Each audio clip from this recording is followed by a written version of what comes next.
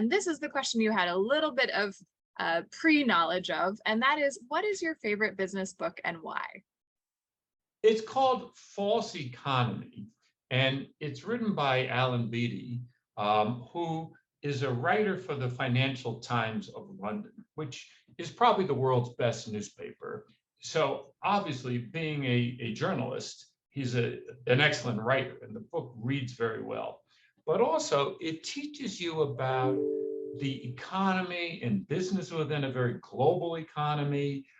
His writing is about, from the newspapers, about international trade and global business. So he's an expert. But what's interesting, it brings us back to the days, even before the Dutch East Indies Company, back to the Hanseatic League, when there was some trading in the north of Europe.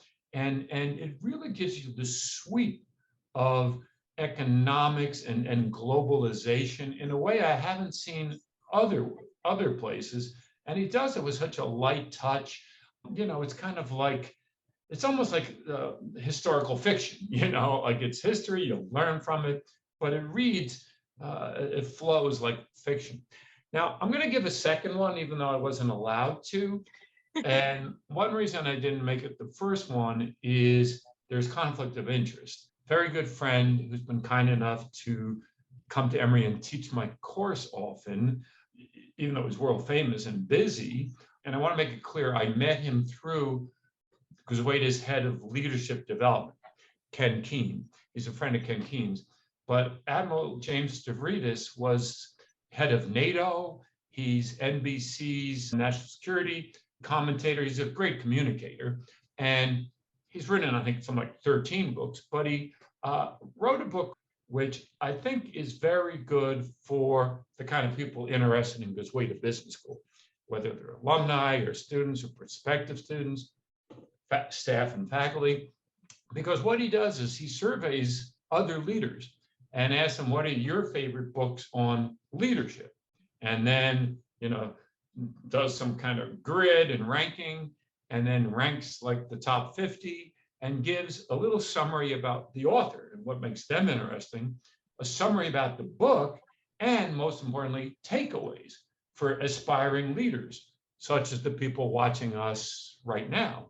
And what I like about it is I can learn the takeaways of these 50 great books that teach us about leadership, but I can also see by reading about them, which ones am I stimulated enough to go read?